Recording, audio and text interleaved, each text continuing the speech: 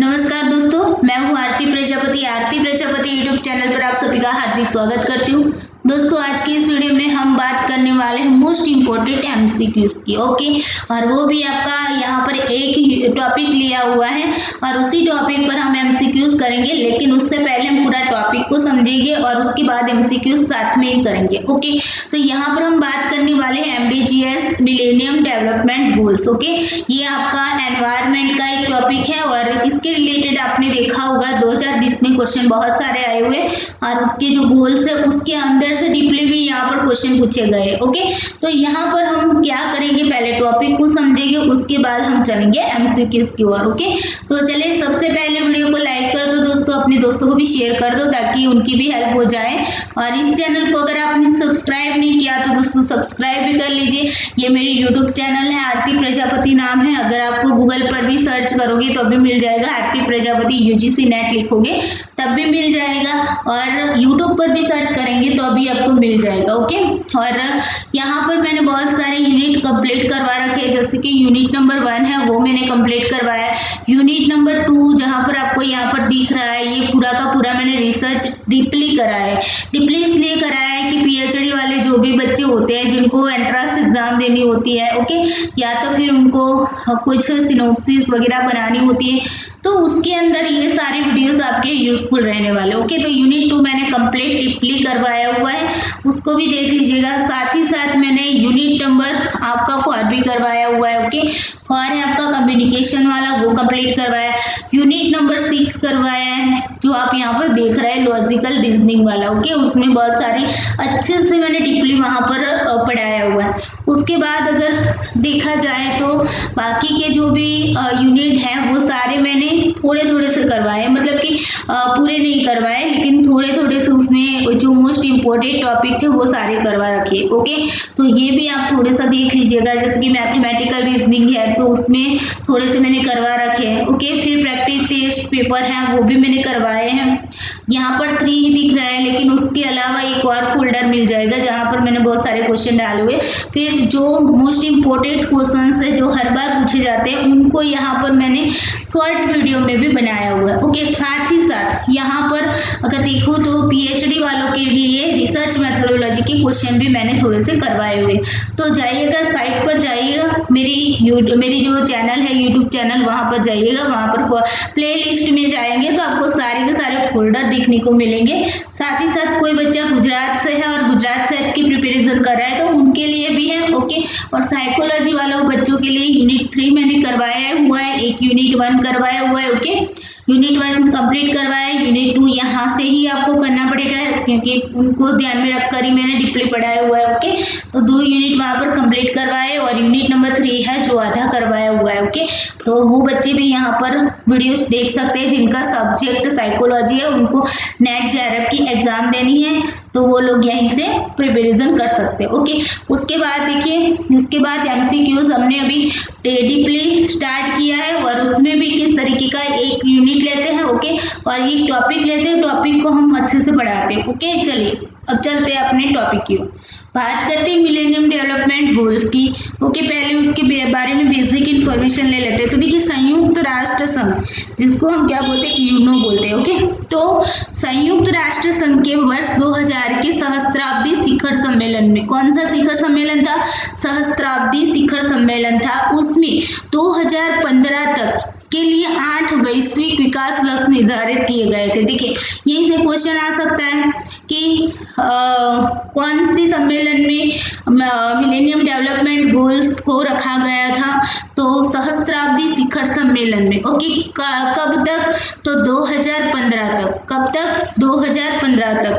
कहाँ से, 2000 के। ओके, वर्ष 2000, मतलब 2000 से लेकर 2015 तक क्या किया गया था भाई, ये मिलेनियम डेवलपमेंट गोल्स है वो बनाए गए थे। ओके, जिन्हें सहस्त्राब्दी विकास लक्ष्य यानी कि मिलेनियम डेवलपमेंट गोल्स के नाम से जाना जाता है। ओके, फिर यहाँ पर संयुक्त राष्ट्र के उस समय के 189, ओके, मतलब 189, ओके, 189 सदस्य राष्ट्रों तथा 22 22 अंतर्राष्ट्रीय संस्था इंटरनेशनल जो भी संस्थाएं थी उन्होंने 2015 तक 8 लक्ष्यों की प्राप्ति के लिए संकल्प लिया था। जब ये 2000 में ये शिखर सम्मेलन हुआ उस टाइम की बात है। उस टाइम 189 मतलब 189 जो सदस्य थे उन्होंने ये जो राष्ट्र सदस्य थे ओके जो देश थे ना तो 189 देश थे उन्होंने और 22 इंटरनेशनल संस्थाएं थी उन्होंने क्या किया था यहाँ पर संकल्प लिया था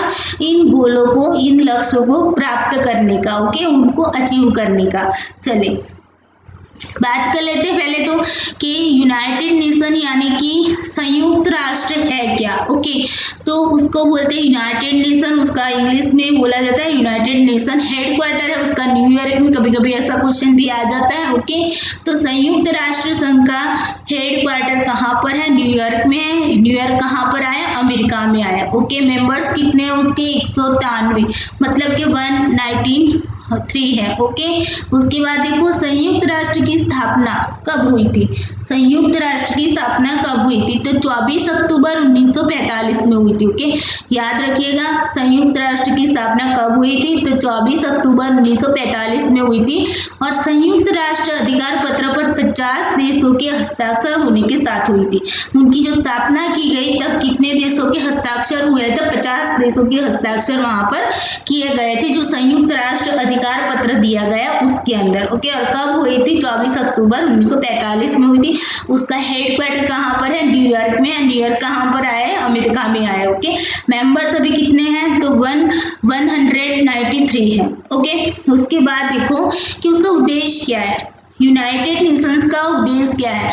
तो उसका उद्देश्य है कि अंतर्राष्ट्रीय कानून को सुविधाजनक बनाने के सहयोग, अंतर्राष्ट्रीय सुरक्षा, आर्थिक विकास, सामाजिक प्रगति, मानव अधिकार और विश्व शांति के लिए कार्यरत है। मूल रूप से देखा जाए तो विश्व की शांति के लिए ये काम करती है संयुक्त राष्ट्र। ओके तो यहाँ संयुक्त राष्ट्र संगठन है या तो फिर आप बोलते हैं संयुक्त राष्ट्र संघ बोलते हैं।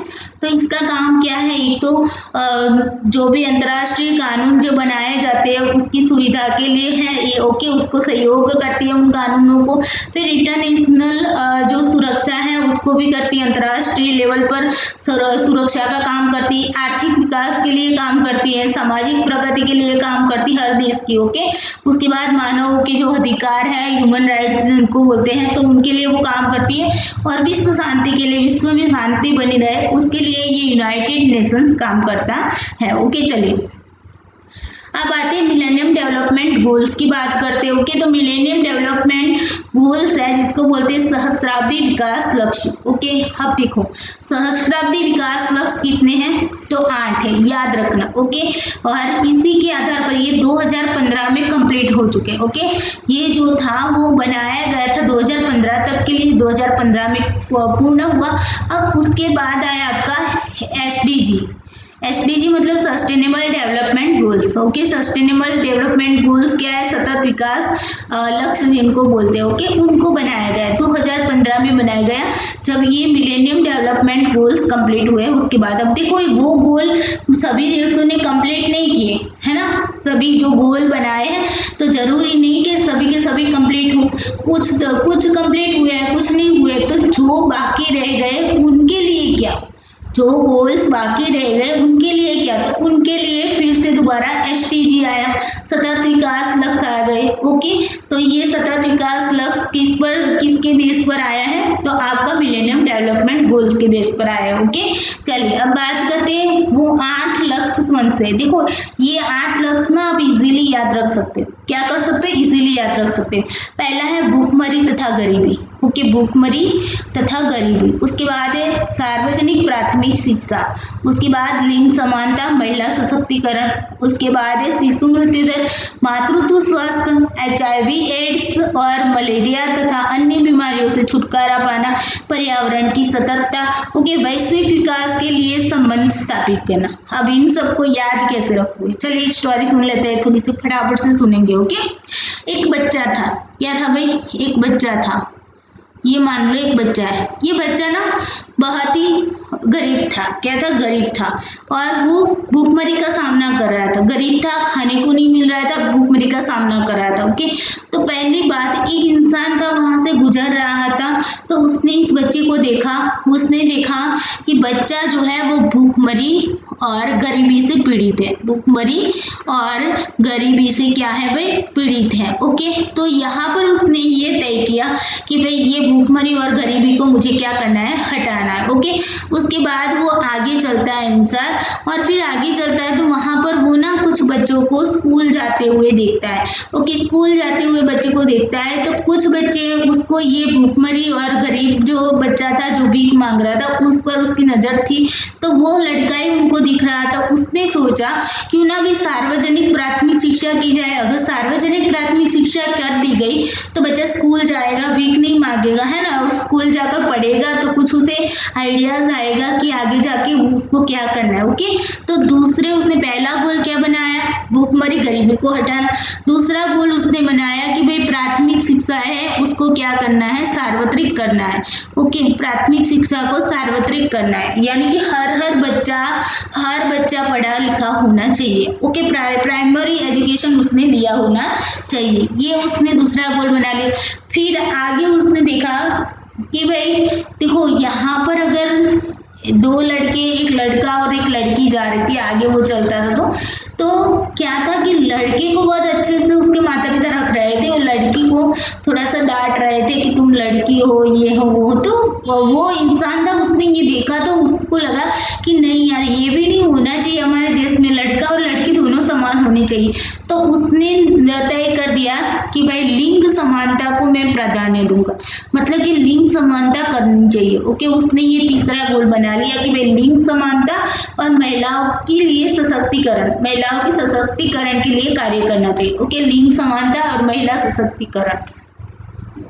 इस स्टोरी को ऐसे ही याद रख सकते हो। ओके, अगर अदरवाइज आप खुद से बनाओगे तो अच्छा रहेगा। ओके, चलिए सबसे पहले शुरुआत करते हैं। सबसे पहले बच्चे को देखा, वो बहुत ही भीख मांग रहा था, गरीब था, भूखमरी से पीड़ित था। ओके, तब पहला गोल बन गया भूखमरी और गरीबी को हटाने का। दूसरा, आगे बढ़ रहा था, स्कूल के बच्चे देखा तो उसको वो बच्चा फिर से याद आ गया। उसने सोच लिया कि भाई जो प्राथमिक शिक्षा है उसको क्या करना है? सार्वत्रिक करना है। आगे चला तो एक माता पिता थे, वो एक बच्चे और बच्ची को लेकर जा रहे थे, बच्चे के साथ अच्छे से बिहेव कर रहे थे, बच्चे के साथ बुरा बिहेव कर रहे थे, बोल रहे कि तुम लड़की हो। ओके, तो यहीं से उसने ये गोल तय कर दिया कि लिंग की समानता होनी चाहिए, यानी कि स्त्री पुरुष समान होने चाहिए और महिलाओं के लिए महिला सशक्तिकरण करना चाहिए। ओके, ये तीसरा गोल इसने यहीं से बना लिया। अब आगे चलता है, फिर दोबारा वो आगे चलता है तो उसने सोचा, उसने देखा कि एक छोटा सा बच्चा था। ओके, वो क्या था भाई, जो एक महिला थी और उस बच्चे को लेकर रोती रोती जा रही थी। अब बच्चा था ना, वो एक ही दिन का था और वो क्या था भाई, मर गया था, जन्मा तुरंत मर गया। तो इस इंसान ने ये घटना को भी देखा साथ में, तो उसको लगा कि भाई देखो ये जो शिशु मृत्यु दर है ना उसको भी कम करना चाहिए, है ना। शिशु मृत्यु दर क्यों होता है? क्योंकि उसमें कुछ ना कुछ माता में भी खराबी हुई होगी, है ना। तो उसने पहले तो ये गोल बना लिया कि भाई शिशु मृत्यु दर को मुझे कम करना होगा। ओके, उसके बाद यानी उसने ये भी सोचा कि भाई शिशु मृत्यु दर के लिए उसकी माता भी जिम्मेदार हो सकती है, उसकी माता का स्वास्थ्य अच्छा नहीं रहा होगा, तभी जाकर बच्चे का विकास अच्छे से नहीं हुआ होगा, और बच्चे का विकास अच्छा नहीं हुआ इसलिए तो बच्चा मर गया, है ना। तो इन सारी घटनाओं को उसने जोड़ लिया। तो पहले बार उसने तय किया कि भाई शिशु मृत्यु दर को मुझे कम करना है और उसको कम करने के लिए मुझे क्या करना पड़ेगा? मातृत्व का जो स्वास्थ्य है उनको बढ़ाना पड़ेगा। क्योंकि माताओं के लिए कुछ करना पड़ेगा, उनके स्वास्थ्य के लिए कुछ करना पड़ेगा। तो उसने पांचवा गोल साथ ही साथ में बना लिया। उसके बाद उसने सोचा कि अगर मान लो कि माता के स्वास्थ्य को मुझे बढ़ाना है तो कुछ ऐसी बीमारियां जो होंगी उसको भी तो कम करनी होंगी, है ना। तो जैसे कि HIV एड्स है, मलेरिया है ना, या फिर अन्य बीमारियां हैं जैसे कि शीतला की जो बीमारी आती है ना, तो ऐसी जो बीमारियां हैं उनको हमें क्या करना है? कम करना पड़ेगा। ओके, उनसे छुटकारा पाना ही पाना बनाना पड़ेगा। तो उसने यहाँ पर 6 जो 6वां गोल था उसने ये बनाया कि भाई HIV एड्स जैसी या फिर मलेरिया जैसी या फिर अन्य कोई भी बीमारियां है उससे हमें क्या करना है, छुटकारा पाना है। ये 6 गोल उसने बनाए। फिर 7वें गोल की बात करते हैं। 7वें गोल में उसने क्या किया, 7वें गोल में उसने बोला कि अगर इन सब के पीछे कोई ना कोई तो रीजन होगा ना, तो उसके लिए है कि पर्यावरण में ही कमी है। मान लो कि अगर बीमार होते हैं इंसान तो पर्यावरण को नुकसान हुआ होगा, तभी तो इंसान बीमार होता है ना। अगर मान लो कि आपको किसी खुराक की वजह से अगर आप बीमार हुए तो मतलब खुराक के अंदर अभी हाइब्रिड बियारण जो होते हैं ओके, उसको यूज किया जाता है। उसी की वजह से क्या होता है कि जो पोषक तत्व उसके अंदर होने चाहिए सब्जी वगैरह में वो नहीं मिल रहे हैं ना। इसी की वजह से हमारा इम्यूनिटी पावर भी कम हो रहा है ना। तो यहाँ पर उसने ये सोचा कि भाई पर्यावरण को ही बचा लेते, पर्यावरण को बचाएंगे वो शुद्ध रहेगा तभी हर इंसान अच्छा रह पाएगा। तो उसने 7वां गोल ये बना लिया कि भाई पर्यावरण के अंदर सततता लाना, उसमें सुधार करना। ओके, अब उसके लिए काम कौन करेगा, पर्यावरण तो कोई पर्सनल व्यक्ति का तो है नहीं, है ना, सबका है, पूरे विश्व का है। तो उसने सोचा क्यों ना हम ऐसा करें कि वैश्विक विकास के लिए संबंध स्थापित कर ले। वैश्विक विकास करना है, पर्यावरण को बचाना है, तो हमें क्या करना पड़ेगा, विश्व के जितने भी देश हैं उन सब देशों को एक साथ मिलकर आगे आना पड़ेगा। अब कब आगे आ पाएंगे, जब उनके बीच में कुछ रिलेशनशिप होगी तब आ पाएंगे ना। तो इसीलिए उसने 8वां गोल बना लिया कि भाई वैश्विक विकास के लिए संबंध को स्थापित करना। ओके, आई होप आपको 8 गोल ऐसे याद रख पाएंगे, या फिर आप अपनी तरफ से कोई एक स्टोरी बना लो और स्टोरी के बेस पर आप 8 के 8 जो भी गोल है उसको याद रख लो। ओके, उसके बाद अब इन लक्ष्यों के अंदर भी बहुत सारे टारगेट दिए गए हैं, उसको हम पढ़ेंगे। ओके, उसके बारे में देखते हैं। तो पहला लक्ष्य हमने क्या देखा था, गरीबी और भूख को मिटाने की बात है ना। तो यहाँ पर इस लक्ष्य के अंदर 3 बातें रखी गई, टारगेट ए से लेकर टारगेट सी तक। ओके, टारगेट ए 1 है क्योंकि टारगेट ए के अंदर भी क्या है भाई, तीन लक्ष्य बताए गए। ओके, टारगेट ए के 3 लक्ष्य है, A B C। तो टारगेट 1 है मतलब कि लक्ष्य 1 है। ओके, उसके अंदर ए में क्या बताया गया, ए में बताया गया कि 1990 और 2015 के बीच, 1990 से लेकर 2015 तक के बीच में $1.25 प्रतिदिन से कम पर जीवन यापन करने वाले जो लोग हैं, जो लोग ऐसे हैं जो दिन में $1.25 से कम रुपीस में घर चलाते, मतलब बहुत ही गरीब हुए ना ऐसे लोग। तो ऐसे लोगों के अनुपात को क्या कर देना है, आधा करना है। मतलब कि मान लो कि 1.25 से कम रुपीस में अपना जीवन निर्वाह कर रहे हैं जो भी लोग, मान लो कि 40% लोग ऐसे हैं ओके, जो क्या है $1.25 से कम पैसे में भी वो क्या कर सकते हैं, वो करते हैं, अपना जीवन यापन करते हैं। तो इसके जो ये 40% है, इसके रेशियो में हमें क्या करना है, उसको इसका रेशियो आधा करना है, मतलब 20% ही लोग ऐसे कर देने हैं। ओके, मतलब गरीबी को हटाना है, यहाँ बात मूल रूप से ये हो रही। ओके, उसके बाद देखो गरीबी अंतर अनुपात को घटाने की बात की गई इसके अंदर। ओके, ये जो है ये आपका ए गोल है। ओके, उसके अंदर भी बात की गई, उसमें गरीबी का जो अंतर है, अनुपात है, उसको घटाने की बात की गई, जो आधा करने की बात की गई। ओके, उसके बाद राष्ट्रीय खपत में सबसे गरीब क्विंटल का हिस्सा होना चाहिए। ओके, सबसे गरीब लोग जो है वो कम होने चाहिए। ओके, ये बात बताएगी। उसके बाद देखो टारगेट नंबर 1B में क्या बात की गई, तो टारगेट नंबर 1B में बात की गई कि महिलाओं, पुरुषों और युवाओं के लिए उचित रोजगार प्राप्त करना। ओके, महिलाओं, पुरुषों और युवाओं को क्या करना है भाई, उचित रोजगार प्राप्त करना चाहिए। प्रति नियोजित व्यक्ति GDP वृद्धि दर होना चाहिए। ओके, रोजगार का दर बढ़ाना है। उसके बाद में नियोजित जनसंख्या का अनुपात जो है वो प्रतिदिन $1.25 से कम करना है। ओके, ये उसका PPP मान है। ओके, तो यहाँ पर जो नियोजित जनसंख्या है उसका भी अनुपात कम करना है। नियोजित जनसंख्या में परिवार आधारित श्रमिकों का अनुपात भी होना चाहिए। ओके, ये बात यहाँ पर रोजगार की बात की गई है, इनमें रोजगार की बात की गई टारगेट 1B में। टारगेट 1C में क्या कहा गया? टारगेट 1C में कहा गया 1990 और 2015 के बीच भूख से पीड़ित लोगों का अनुपात आधा कर दिया जाए।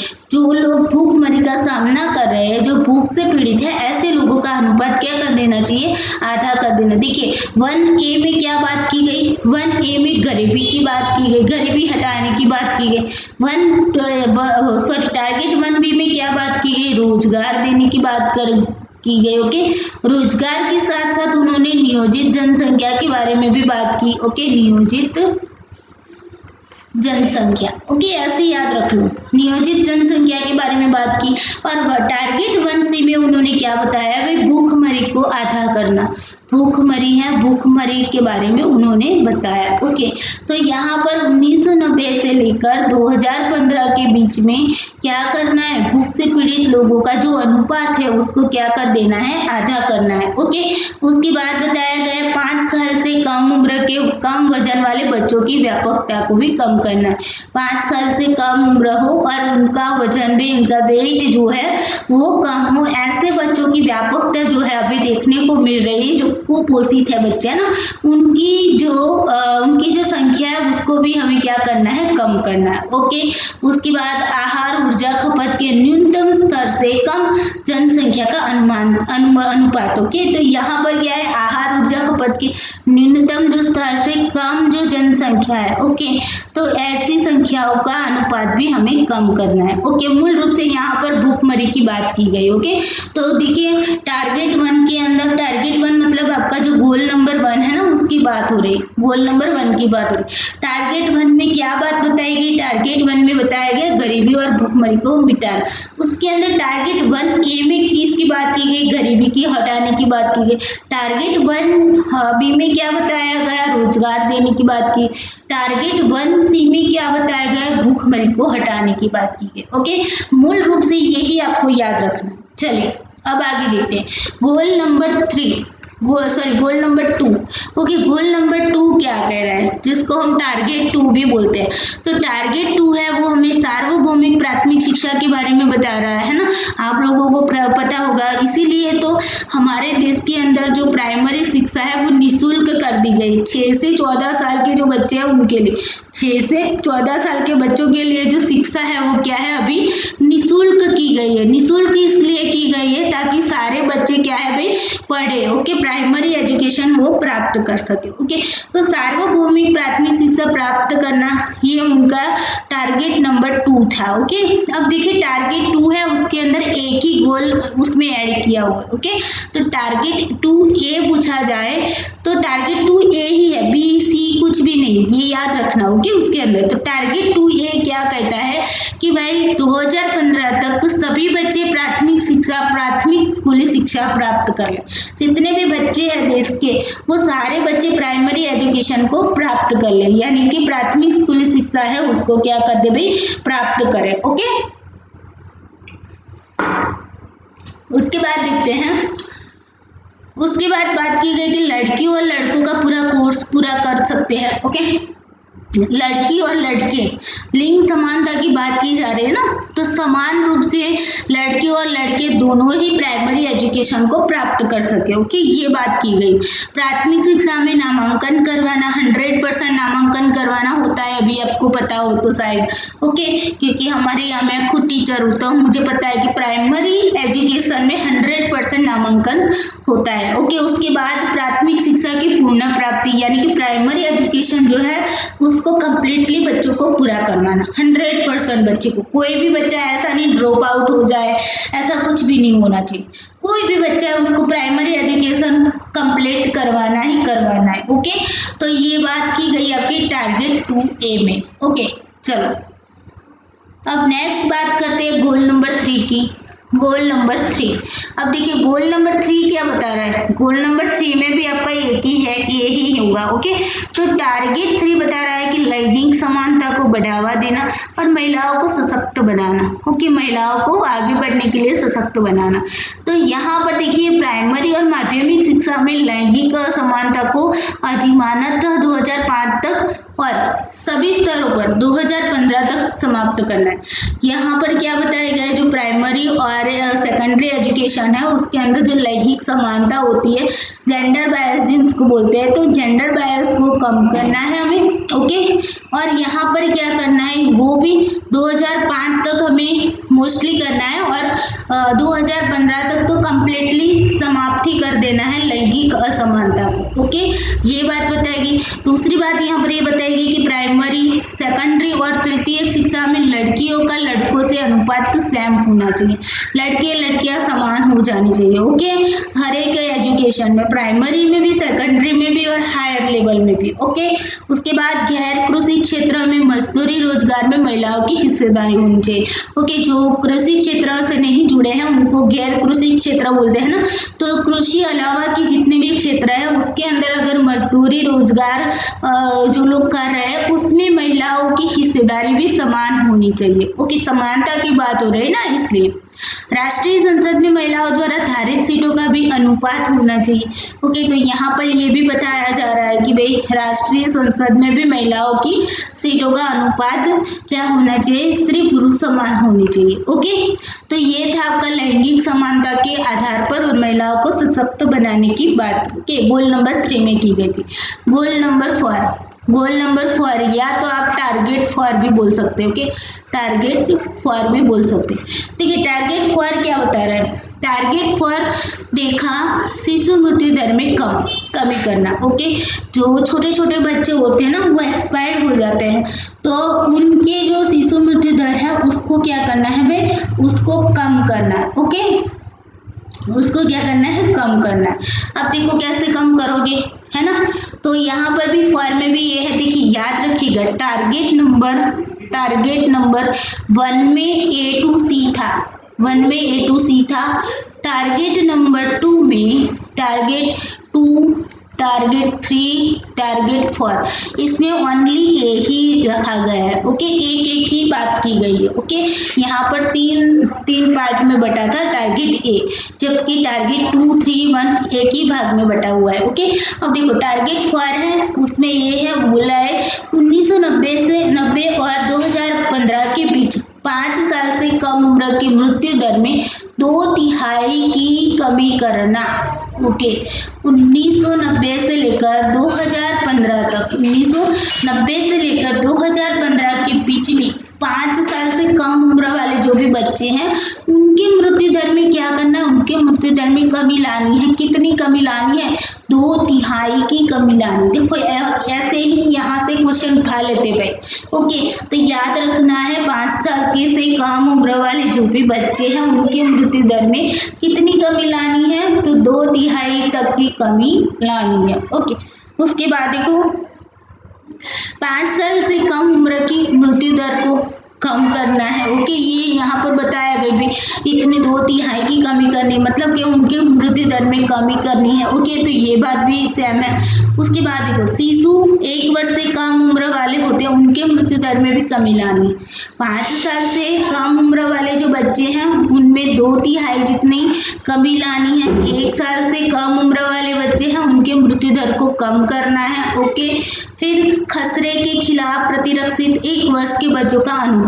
खसरा मतलब समझ रहे हैं ना, खसरा मतलब मुझे लगता है शीतला जिसको बोला जाता है। ओके, तो शीतला से जो भी बच्चे हैं वो प्रतिरक्षित, उनके खिलाफ प्रतिरक्षित 1 वर्ष के बच्चों का अनुपात तय करना। ओके, जो भी बच्चे हैं वो खसरे की बीमारी से पीड़ित है तो उनको क्या करना है, उनके अनुपात को भी कम करना है। ओके, तो ये 3 बातें बताई गई। यहाँ पर शिशु मृत्यु दर के बारे में बताया गया है कि कितना कम करना है, और मोस्टली उसमें 5 साल से कम उम्र वाले बच्चे जो है उनकी, क्योंकि शिशु में तो वही आएंगे ना, तो 5 साल से कम उम्र वाले बच्चों की मृत्यु दर में कितनी कमी करनी है, 2/3 जितनी करनी है, और उसमें भी 1 साल से कम बच्चे वालों का मृत्यु दर भी कम करना है। साथ ही साथ खसरे की बीमारी के खिलाफ प्रतिरक्षित 1 वर्ष के बच्चों का अनुपात भी हमें यहाँ पर तय करना है। ओके, तो ये बात ही शिशु मृत्यु दर में कमी की। ओके, नेक्स्ट देखते हैं, गोल नंबर 5 है आपका, गोल नंबर 5 है जिसको बोलते हैं टारगेट 5।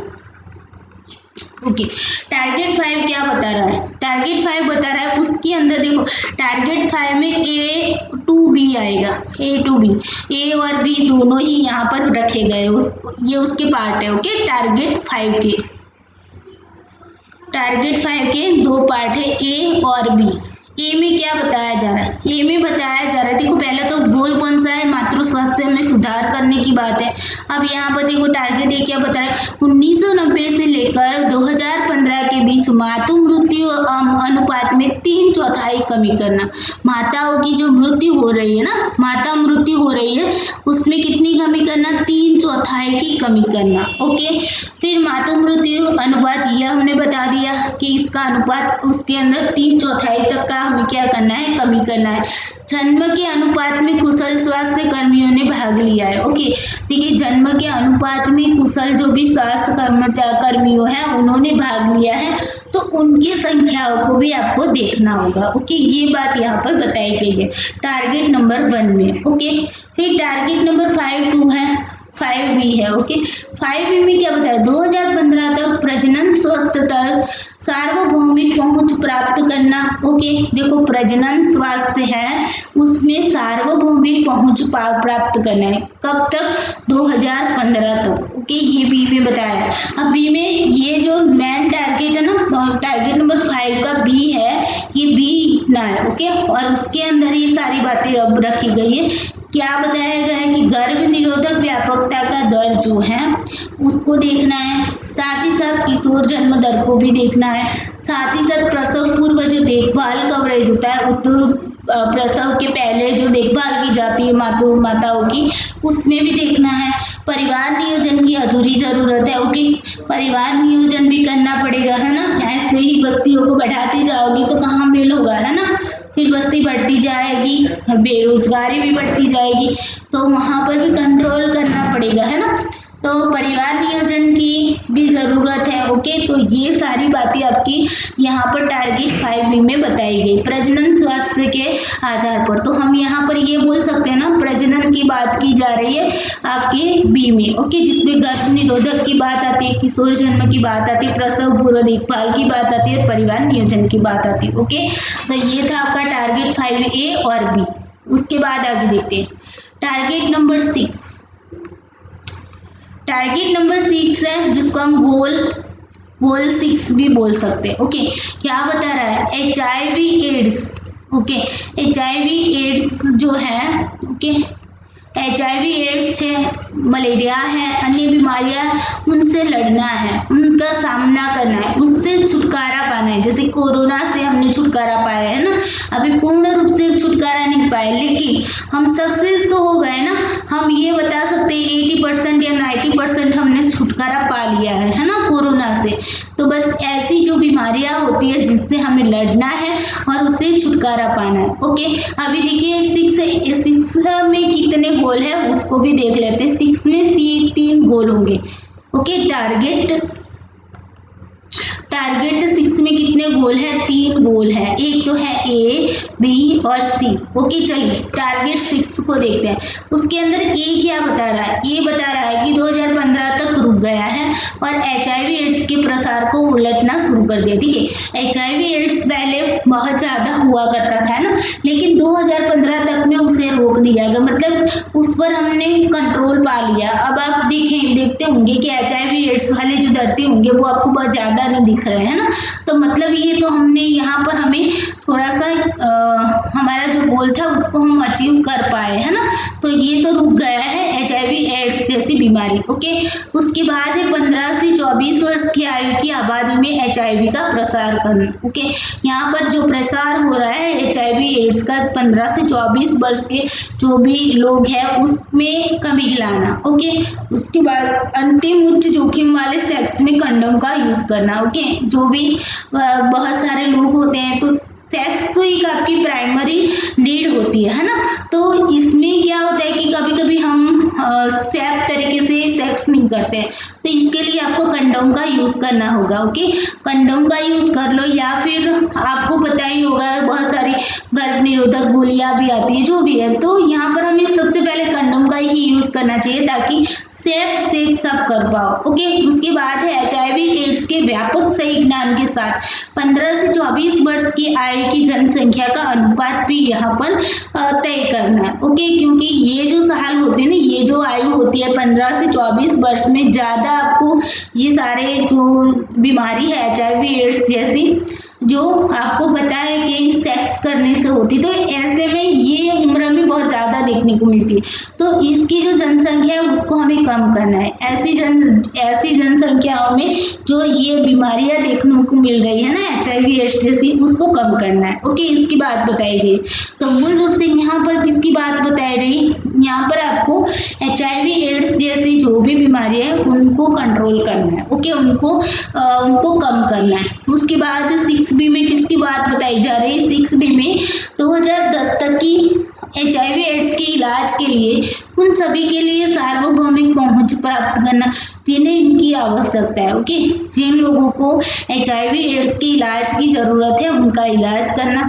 फिर एंटी रेट्रोवायरल दवाओं तक पहुंच के साथ उन्नत बनाना, उनको एंटी रेट्रोवायरल दवाएं भी पहुंचाना।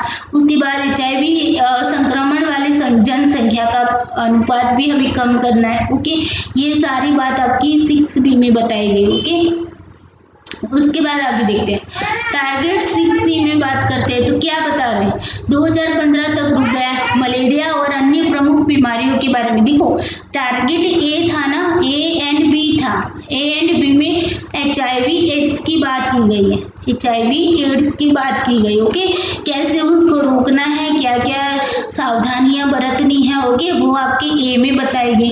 B में उसके अनुपात को कम करना है, उसके बारे में बताया गया। C में अब आते हैं बाकी की जो भी बीमारियां हैं, मलेरिया है या फिर अन्य कोई भी ऐसी बीमारियां हैं, प्रमुख बीमारियां, जिनके बारे में यहाँ पर C में बताया गया। ओके, तो ऐसे ही देखो अंदर से ही डीपली क्वेश्चन आते हैं, तो आपको इस तरीके से बना लो, अपने आप से नोट बनाओ और इसमें बताओ कि भाई A में क्या कहा गया, B में क्या कहा गया, C में क्या कहा गया। ओके, ये याद रखना।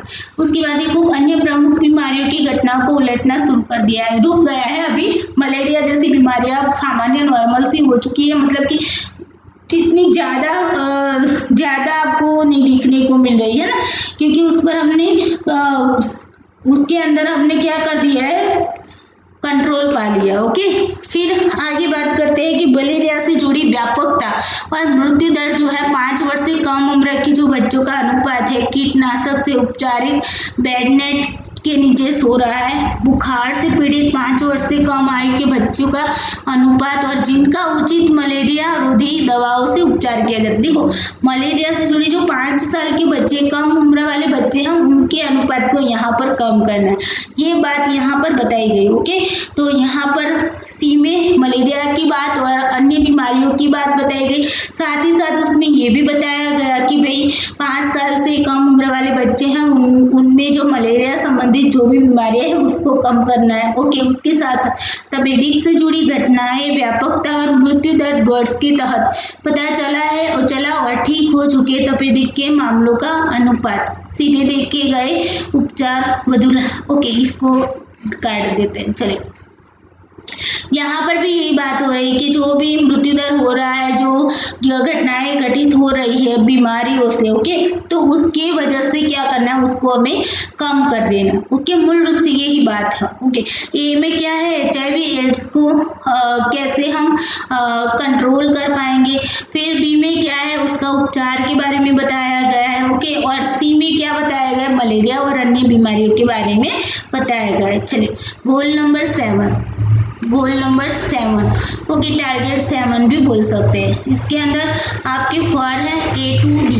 ओके, A B C और D 4 यहाँ पर आपके टारगेट 7 के अंदर भी 4 पार्टों में वो बैठा है। Okay, just wait.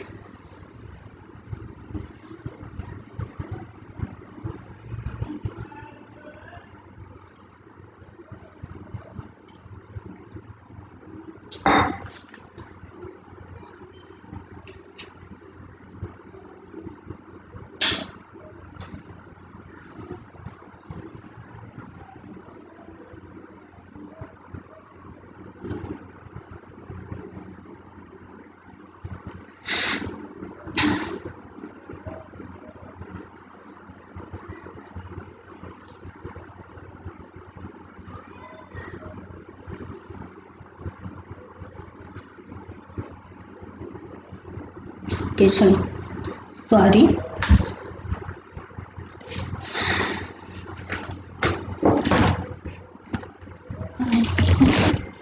चलो बात करते हैं गोल नंबर 7 की। ओके 7A में क्या बताया गया? देश की नीतियों और कार्यक्रमों में सतत विकास के सिद्धांतों को एकीकृत करना। देश की जो भी नीतियां है, कार्यक्रम है, उसमें सतत विकास के जो सिद्धांत है उसको क्या करना है? एकीकृत करना है। पर्यावरणीय संसाधनों का उल्टा नुकसान। देखिए यहाँ पर गोल नंबर 7 आपका पर्यावरणीय स्थिरता सुनिश्चित करना है, पर्यावरणीय सततता को यहाँ पर ध्यान में रखना है ना। तो यहाँ पर जो भी सतत विकास है, ओके, उसको इसके जो सिद्धांत है उसको एकीकृत करना है। ओके, पर्यावरण संसाधनों का उल्टा नुकसान जो हो रहा है उसको कम करना है ना। तो ये बात आपकी ए में बताई गई। ओके, सतत विकास की बात बताई गई है। सतत विकास के साथ साथ आपके पर्यावरण संसाधनों के बारे में बताया गया है कि संसाधनों का जो उल्टा नुकसान हो रहा है उसको क्या करना है? कम करना है। ओके, संसाधनों का ओके, संसाधनों का उल्टा नुकसान कम करना है। 7B क्या बता रहा है? 7B बता रहा है कि 2010 तक जैव विविधता के नुकसान को कम करना है। जैव विविधता पर फोकस किया गया है, तो आपका बी क्या हो जाएगा? जैव विविधता, जैव विविधता। ओके, जैव विविधता को क्या करना है? उसके नुकसान को कम करना है। अब देखो उसके अंदर देखो क्या आएगा? जैव विविधता के अंदर हानि की दर में उल्लेखनीय कमी। ओके, जो भी हानि हो रही है उसके दर में कमी करना है। वनों से आच्छादित भूमि क्षेत्र का अनुपात तय करना। ओके, वनों से वन जहाँ पर जो वन अभी कटे जा रहे हैं तो वनों को भी अच्छा करना है। ओके, उसके साथ साथ CO2 उत्सर्जन। ओके, कार्बन डाइऑक्साइड जो हम बोले CO2। ओके, तो CO2 के उत्सर्जन को कुल प्रति व्यक्ति और प्रति व्यक्ति के बारे में बताया जाए तो GDP जो है वो आपका $1 से कम करना है। ओके, CO2 का उत्सर्जन जो है उसको कम करना है। ओके, और वो भी आपके प्रति व्यक्ति वहां पर कम करना है। उसके बाद ओजोन क्षयकारी पदार्थों का भी सेवन कम करना है। ओके, जो भी ऐसे पदार्थ है जिसकी वजह से ओजोन को नुकसान पहुंच रहा है। ओके, आप लोगों को पता है कि एंटार्क्टिका के ऊपर एक बड़ा सा छिद्र बन गया है ना, तो ओजोन परत पर ये छिद्र बन गया है तो उसको कम करना है ना। तो इसके लिए हमें क्या करना पड़ेगा? ओजोन का जो नुकसान करने वाले पदार्थ है उसका सेवन जो हम कर रहे हैं उसको कम करना है। ओके, उसके साथ साथ आगे देखते हैं तो सुरक्षित जैविक सीमाओं के भीतर मछली के स्टॉक का अनुपात, ये मछलियां भी कम होती जा रही है ना। तो हर एक की देखिए पर्यावरण में बात की जाए ना तो हर एक जीव की जरूरत है। ओके, तो मछलियों का कम होना ये भी नुकसानकारक है क्योंकि पानी के अंदर मछलियां रहती ना, तो ऐसे बहुत सारे जीव जंतु होते हैं जो हमें नुकसान करते, तो मछलियां ऐसे जीव जंतु को खा लेती है जिसकी वजह से हमें नुकसान भी नहीं होता। तो कई सारे हर एक में कुछ ना कुछ खूबियां भी है, कुछ ना कुछ कमियां भी है ना। तो हर एक का जो संतुलन होता है वो समान रहना चाहिए, है ना। तो यहाँ पर उसके बारे में बात की गई। उपयोग किए गए कुल जन संसाधनों का अनुपात यहाँ पर तय करना है। संरक्षित स्थल या समुद्री क्षेत्र बढ़ रहे हैं तो उसको भी हमें कम करना पड़ेगा, है ना। उसके बाद देखो प्रजातियों का अनुपात जो है विलुप्त होने का खतरा जो हो रहा है तो उसको भी कम करना है ना। कभी कभी ऐसी प्रजातियां है जिसका अस्तित्व ही नहीं रहा, जैसे कि डायनासोर है ना। तो ऐसी जो भी प्रजातियां है जो कभी देखने को उसका विलुप्त होती जा रही है ना, तो उसको भी हमें कम करना। मतलब कुल मिलाकर यहाँ पर आपको जैव विविधता के बारे में बात की गई। ओके, और वो भी कब तक कम करना था? 2010 तक कम करना था। ओके, ये टारगेट 7B था। अब सी की बात करते हैं। सी में क्या बताया गया? सी में 15 तक सुरक्षित पेयजल और बुनियादी स्वच्छता तक स्थायी पहुंच के बिना जनसंख्या का अनुपात आधा करना है। ओके, एक बेहतर जल स्रोत शहरी और ग्रामीण तक सतत पहुंच के साथ जनसंख्या का अनुपात, बेहतर स्वच्छता तक पहुंच के साथ शहरी आबादी का अनुपात। कुल मिलाकर क्या सोचेंगे? कुल मिलाकर यहाँ पर आपको जल की बात की गई है। ओके, और स्वस्थता की बात की गई। स्वच्छता, जल और स्वच्छता की बात की गई है सी में। टारगेट 7C में क्या बात बताई गई? जल स्वच्छता की। 7B में जैव विविधता की बात की गई। 7A में सतत विकास और संसाधनों की बात की गई है। ओके, अब देखते हैं 7D। 7D क्या बता रहा है कि 20 तक कम से कम 100 मिलियन झुग्गी झोंपड़ियों में रहने वाले के जीवन में महत्वपूर्ण सुधार हासिल करना। जो भी लोग झुग्गी झोंपड़ियों में रहते हैं ना, तो 100 मिलियन झुग्गी झोंपड़ियों में रहने वाले जो भी लोग हैं उनके जीवन में कमी करना, ओके, मतलब सुधार लाना। और मलिन बस्तियों में रहने वाली शहरी आबादी का अनुपात, यहाँ पर कुल मिलाकर आपको झोपड़पट्टी में रहने वाले जो भी लोग हैं उनका जो अनुपात है उसको क्या करना है, कम करना। वो भी कितना, 100 मिलियन, ओके, 100 मिलियन, ओके। तो इस तरीके से आपका टोटल पर्यावरणीय सुनिश्चितता में आपके चार गोल दिखने को मिल रहे हैं। गोल नंबर 7 के भी 4 पार्ट, ओके। पहला पार्ट है सतत विकास संसाधन का, दूसरा पार्ट है जैव विविधता के बारे में बता रहा है, तीसरा पार्ट है जल स्वच्छता के, जल और स्वच्छता के बारे में बता रहा है, ओके। स्वच्छता, स्वच्छता नहीं, स्वच्छता आएगा, ओके, स्वच्छता के बारे में, ओके। वैसे आपको पता ही है एक अभियान भी चल रहा है, स्वच्छ भारत अभियान है ना, स्वच्छता की बात की जा रही है, ओके। चले, और डी में झोपड़पट्टियों का जो है, मलिन बस्तियों जो है उनका जो अनुपात है उसको कम करने की बात की गई।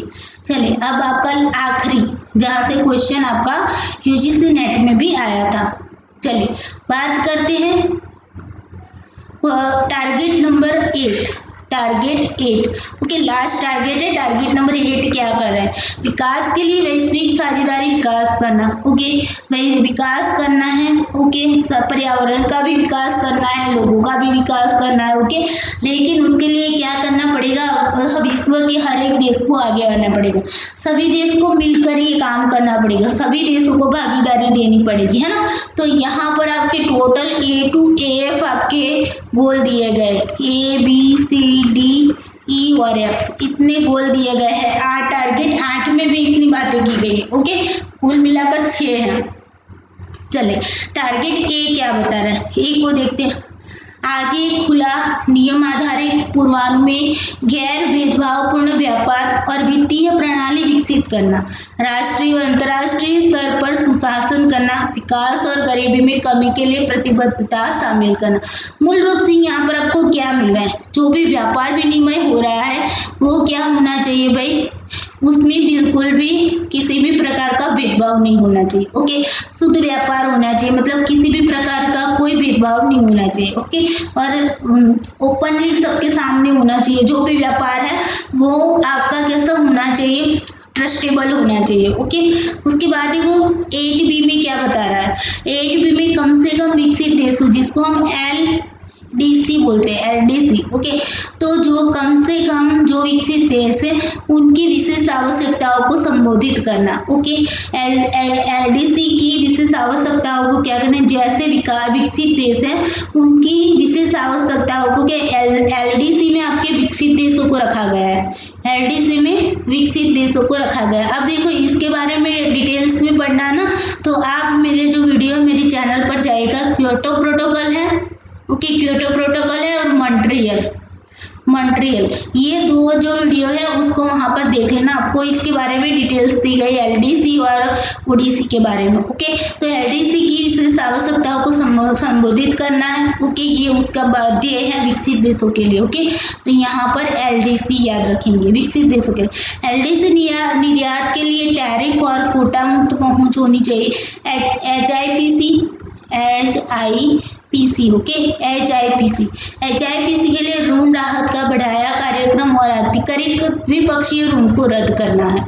जो भी ऋण लिया गया है, ओके, जो कर्ज ले रहा है देश, एक देश दूसरे देश, जो भी विकासशील देश है, ओके, जो विकसित देश है, विकासशील देश है, उनसे क्या ले रहे हैं, वे ऋण ले रहे हैं, कर्ज ले रहे हैं, है ना। तो उन कर्ज को क्या है, कुछ ऐसे कर्ज हो जिनको रद्द कर देना चाहिए, ओके, उनमें राहत देनी चाहिए, ओके। और गरीबी कम करने के लिए प्रतिबद्ध देशों के लिए आधिकारिक उदार ODA, यहाँ पर ODA, ओके, जिसको बोलते हैं आधिकारिक विकास सहायता, तो उसमें भी उनसे सहायता मिलनी चाहिए विकसित देशों को, ओके। तो ये बात की गई विकसित देशों के बारे में, यहाँ पर B में बात की गई है। उसके बाद देखो 8C क्या बता रहा है, 8C बता रहा है कि भूमि से घिरे जो विकासशील देश होते हैं और जो छोटे द्वीप विकासशील राज्यों की विशेष जरूरियातों को पूरा करना। देखिए विकसित देश क्या कौन से होंगे, विकसित देश वो होंगे जिसका विकास कंप्लीटली हो चुका चुका है। विकसित देश किसको बोलेंगे? जिनका विकास हो चुका है। ओके, जो औद्योगिक क्षेत्र में बहुत आगे बढ़ चुके हैं, अपना विकास उन्होंने कर लिया है, ऐसे देश विकसित देशों में होंगे।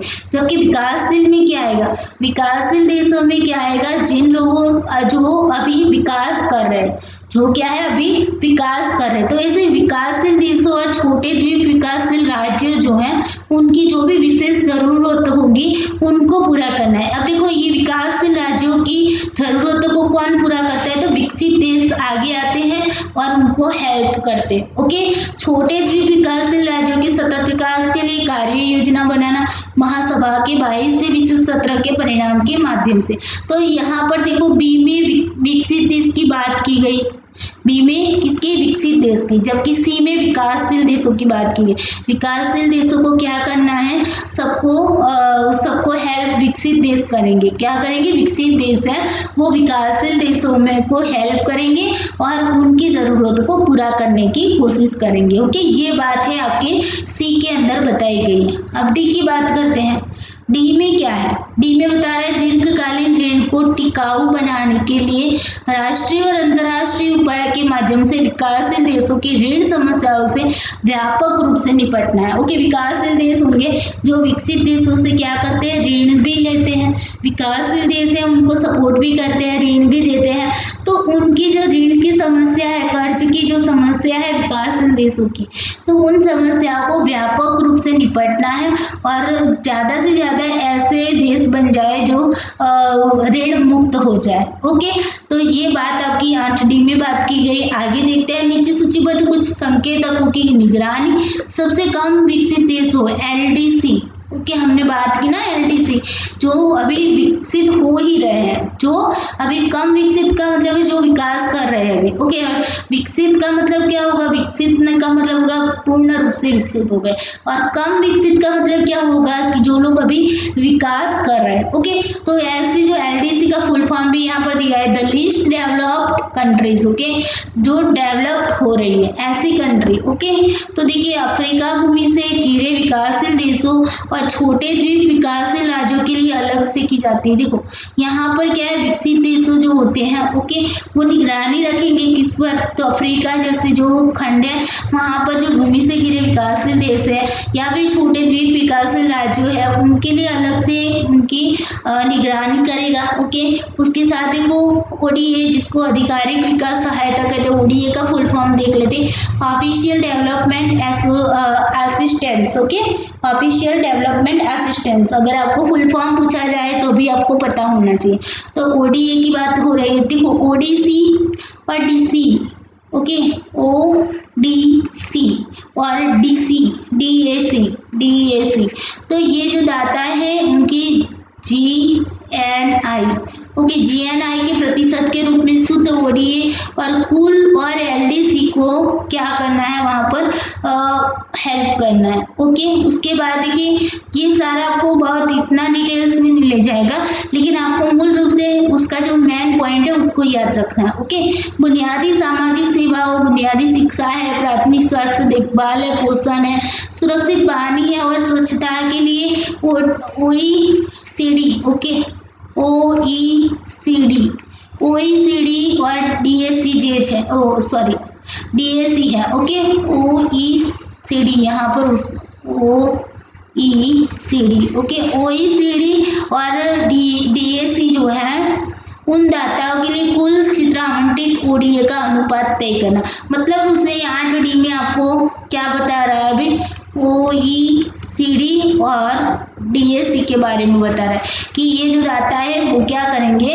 विकासशील देशों को हेल्प करेंगे। ओके, अब देखो, उसके बाद दाताओं के द्विपक्षीय ODA का अनुपात जो असंबंध है, ओके, तो उनके अनुपात को भी कम करना है। ओके, OECD है और DAC जो दाताएं हैं उनके द्विपक्षीय जो ODA है उनका क्या करना है?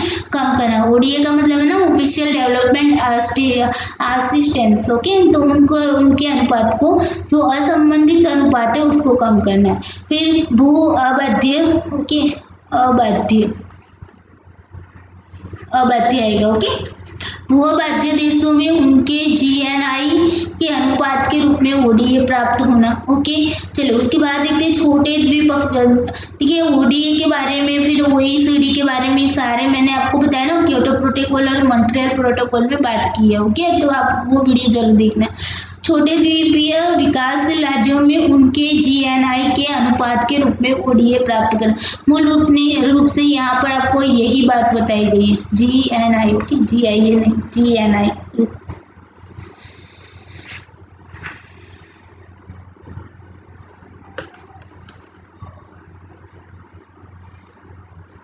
GNI, GNI. ओके, इन तीनों को याद रखो, ओईसीडी, डीएससी, जीएनआई। इनके बारे में अगर कहीं पर पूछा जाए तो 8D लगा लेना। ओके, चलिए आगे बात करते हैं। अभी 8D में आगे भी है, बाजार पहुंच की बात की गई, विकासशील देशों और एलडीसी से मुक्त में स्वीकार किए गए कुल विकसित देश के आयात का अनुपात भी यहाँ पर तय किया गया। विकसित देशों द्वारा विकासशील देशों के कृषि उत्पादों और वस्त्रों और कपड़ों पर लगाए गए औसत शुल्क को कम करना। ओके, हमने यही बात की ना, विकसित देश होंगे वो विकासशील देशों को क्या करेंगे, हेल्प करेंगे। ओके, मूल रूप से ओईसीडी देशों के लिए उनके सकल घरेलू उत्पाद के प्रतिशत के रूप में कृषि सहायता अनुपात, व्यापार क्षमता निर्माण में मदद के लिए प्रदान किए गए ओडीए का अनुपात। बस इनको यहीं पर ऐसे ही याद रखो, ओईसीडी फिर आपका टीएसी। ओके, और एक था आपका जीएनआई। ओके, इनको ऐसे ही याद रखो। ऋण स्थिरता जो है उन देशों की कुल संख्या जो अपने HIPC निर्णय बिंदुओं तक पहुंच चुके हैं, और संख्या जो HIPC समापन बिंदुओं तक पहुंच चुके हैं संचय। ओके, इनके बारे में बताया। ऋण स्थिरता को, ऋण की जो स्थिरता है उसको बनाए रखना, अब ज्यादा ऋण नहीं करना है। मतलब कि जो भी विकासशील देश है उनको विकसित देश हेल्प करेगा, लेकिन ऋण उनको ज्यादा ऋण उठाना पड़े ऐसा काम नहीं करेगा, और उनको हेल्प करके उनको आगे लाने की कोशिश करेंगे। HIPC पहल के तहत प्रतिबद्ध ऋण राहत देना। ओके, मतलब ऋण में राहत देना। उसके बाद वस्तु और सेवाओं के निर्यात के प्रतिशत के रूप में ऋण सेवा।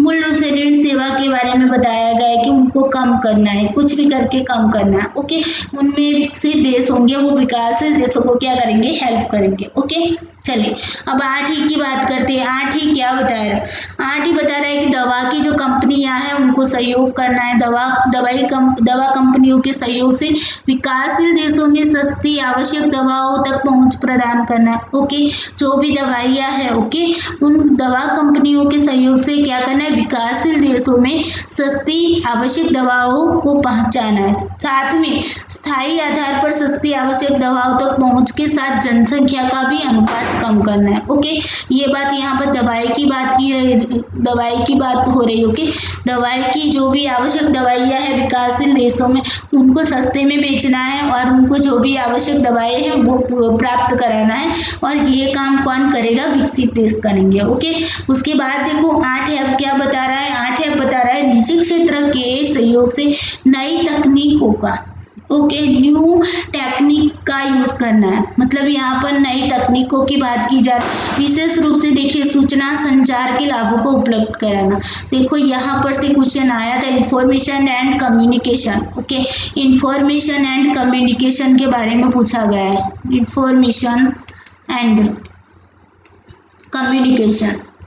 ओके, इंफॉर्मेशन एंड कम्युनिकेशन के बारे में यहाँ बताया गया है। तो इंफॉर्मेशन एंड कम्युनिकेशन के लाभों को उपलब्ध कराना न्यू टेक्निक के अंदर आ जाएगा ना आपका इंफॉर्मेशन एंड कम्युनिकेशन।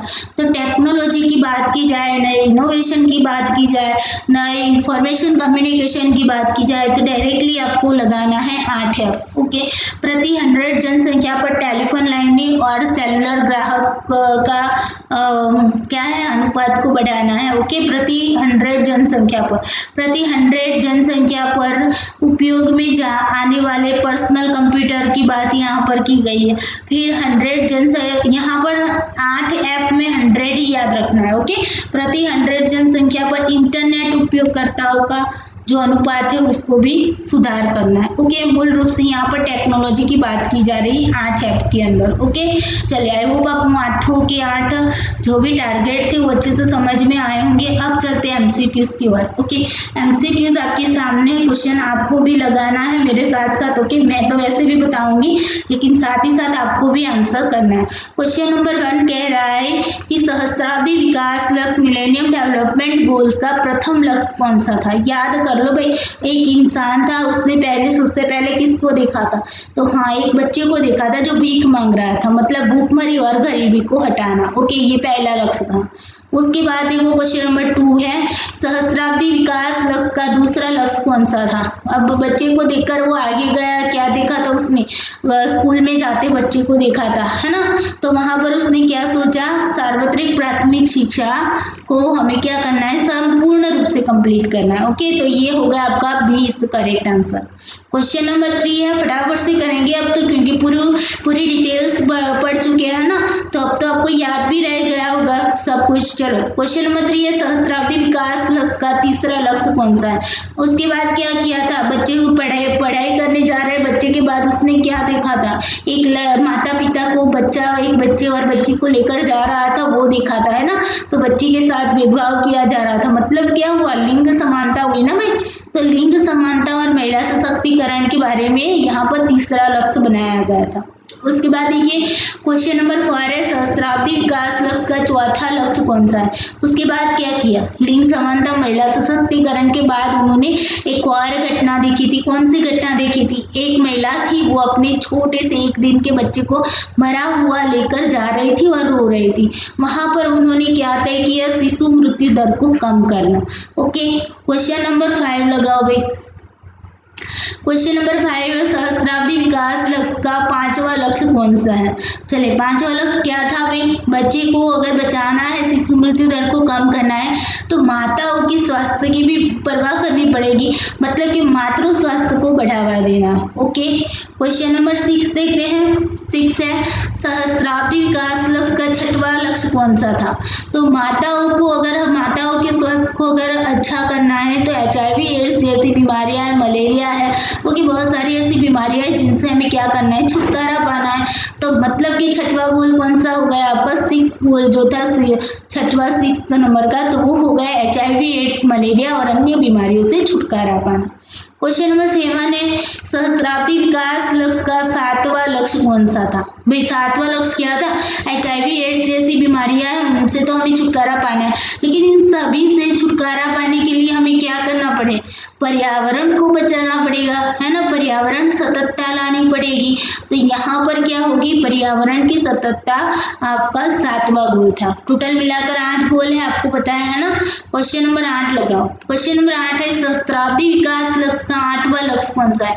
8वां अंतिम लक्ष्य क्या होगा भाई, वैश्विक विकास के संबंध को बढ़ावा देना, है ना, मतलब वैश्विक विकास के लिए संबंध स्थापित करना है। यहाँ पर D is the correct answer. Okay, चलिए नेक्स्ट क्वेश्चन लगाओ भाई। क्वेश्चन नंबर 9 है, प्रतिदिन $1.25 से कम जीवन पर यापन करने वाले लोगों के अनुपात को आधा कर देने की बात कौन से लक्ष्य में कही गई थी, यहाँ पर कही गई थी। चलिए बताइए कौन सा लक्ष्य था, जो जीवन यापन करने वाले जो $1.25 से हमने बताया था आपको, है ना, कि कम जीवन पर यापन करने वाले लोगों के अनुपात को आधा करना।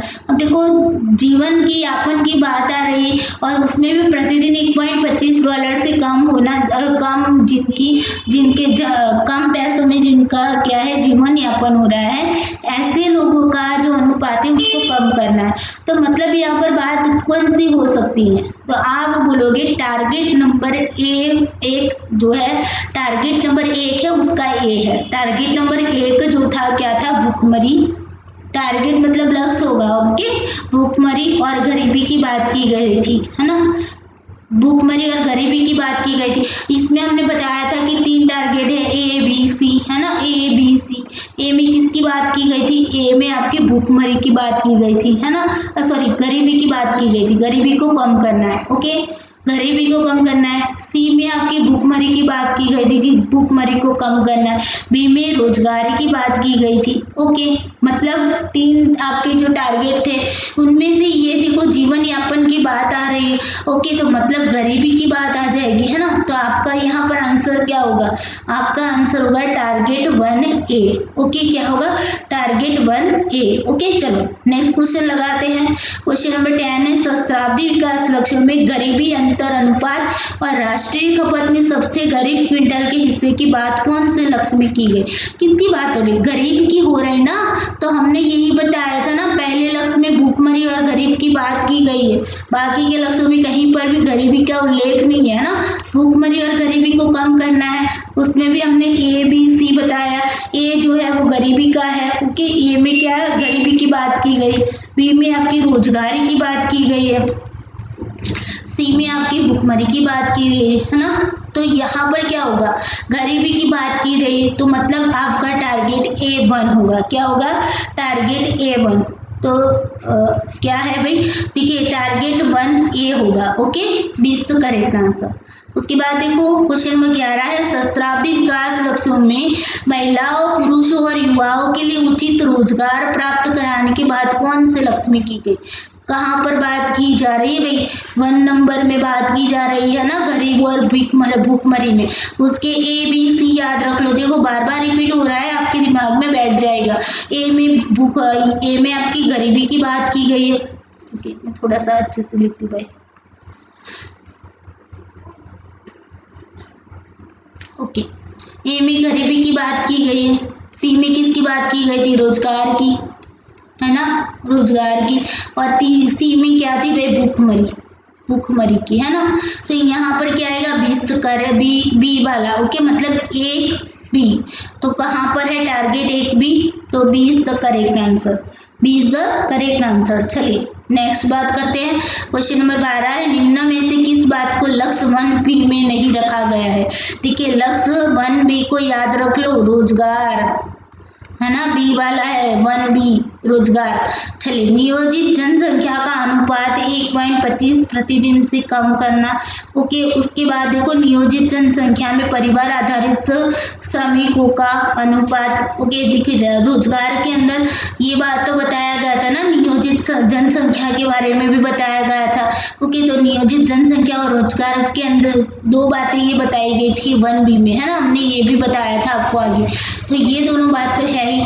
फिर रोजगार को भी बताया गया था कि नहीं। और फिर नियोजित शब्द जहां पर आता है, आपको रोजगार और नियोजित याद रखना, रोजगार और नियोजित। ओके, रोजगार और नियोजित किसमें आएगा, 1B में आएगा। ओके, तो जहां जहां रोजगार और नियोजित शब्द दिख रहा है वहां पर वो सारे आपके 1B में। लेकिन यहाँ पर पूछा क्या गया है, नहीं रखा गया है, ये पूछा गया राष्ट्रीय खपत में सबसे गरीब। अरे गरीब की बात तो 1 में की गई है ना, 1 में की गई है, तो ये वाला आपका गलत है। ओके, मतलब आपका करेक्ट आंसर कौन सा होगा, इज द करेक्ट आंसर। क्यों, क्योंकि यहाँ पर नहीं पूछा गया है। ओके, तो चलिए क्लियर। नेक्स्ट क्वेश्चन लगाओ। क्वेश्चन नंबर 13, सहस्त्राब्दी विकास लक्ष्यों में 1990 से और 2015 के बीच भूख से पीड़ित लोगों का अनुपात आधा कर देने की बात कौन से लक्ष्य में की गई।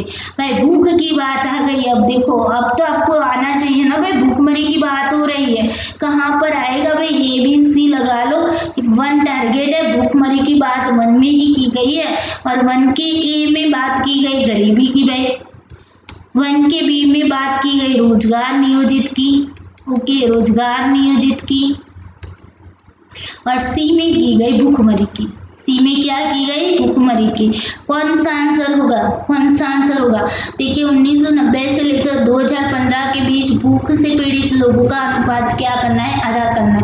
1C कहाँ पर है, target 1C is the correct answer, target 1C is the correct answer. चलिए नेक्स्ट क्वेश्चन लगाते हैं।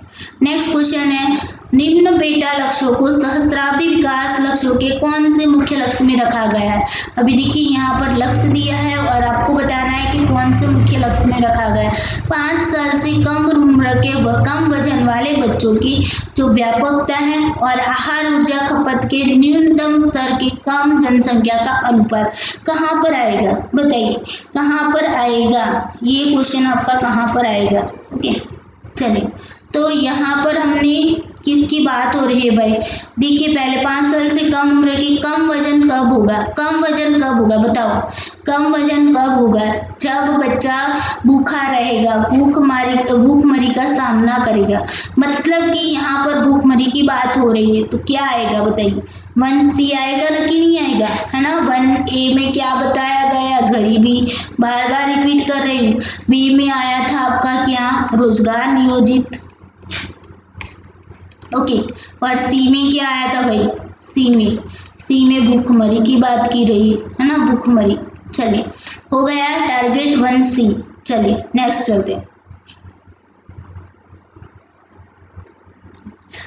सहस्त्राब्दी विकास लक्ष्यों में 2015 तक सभी बच्चे को और प्राथमिक स्कूली शिक्षा का लड़कियों और लड़कों को कोर्स पूरा कराने की प्राथमिक शिक्षा में नामांकन की और प्राथमिक शिक्षा की पूर्णता की बात कौन से लक्ष्य में की है? अरे बहुत ही इजी क्वेश्चन है ना भाई।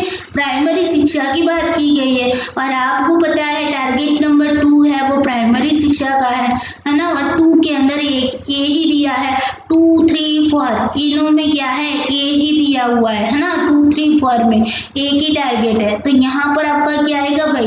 टारगेट नंबर 2 को खोजो और ए को खोजो। B is the correct answer. Primary शिक्षा की बात की गई है। ओके, ऐसे क्वेश्चन लगाते हुए चलो क्वेश्चन नंबर 16 सहस्त्राब्दी विकास लक्ष्यों में से लक्ष्य में नहीं की गई है, लक्ष्य नंबर 3 में नहीं की गई। अब देखो टारगेट नंबर 3, टारगेट 3 क्या था भाई? टारगेट 3 क्या था? पहले क्या देखा? पहले देखा भूखमरी गरीबी, दूसरा देखा प्राइमरी एजुकेशन, तीसरा क्या? लिंग समानता की बात है। चलिए देखते हैं। देखो महिलाओं, पुरुषों और युवाओं के लिए उचित रोजगार। उसके बाद आगे देखते हैं राष्ट्रीय संसद में महिलाओं द्वारा धारित सीटों का अनुपात। धारित सीटों मतलब समानता के रूप में उनको सीट मिलनी चाहिए। फिर ये तो आपका टारगेट 3 में आ रहा है ना। ये आपका क्या है भाई? टारगेट 3 में आ रहा है। बाद में बताती हूँ आगे क्या है। ओके, गैर कृषि के मजदूरी रोजगार में महिलाओं की हिस्सेदारी, बिल्कुल टारगेट 3 को फॉलो कर रहा है ना।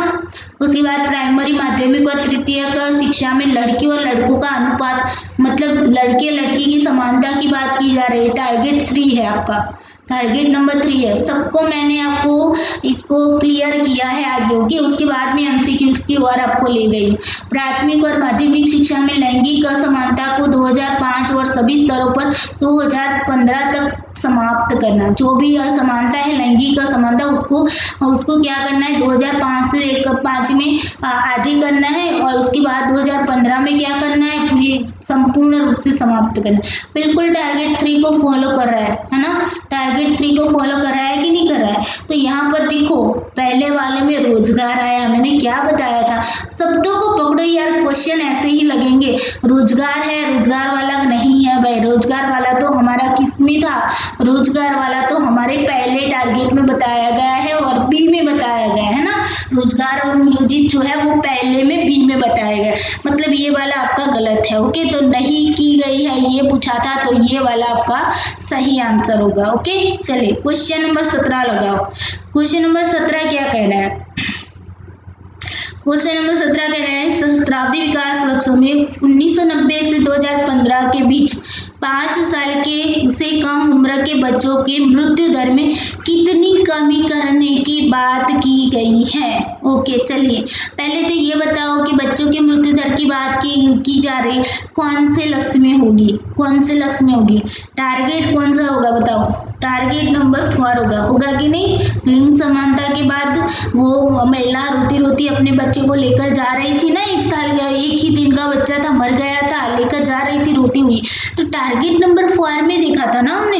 अब देखो इनमें कितने बच्चों की मृत्यु दर को कितना कम करना है, क्या बताया था?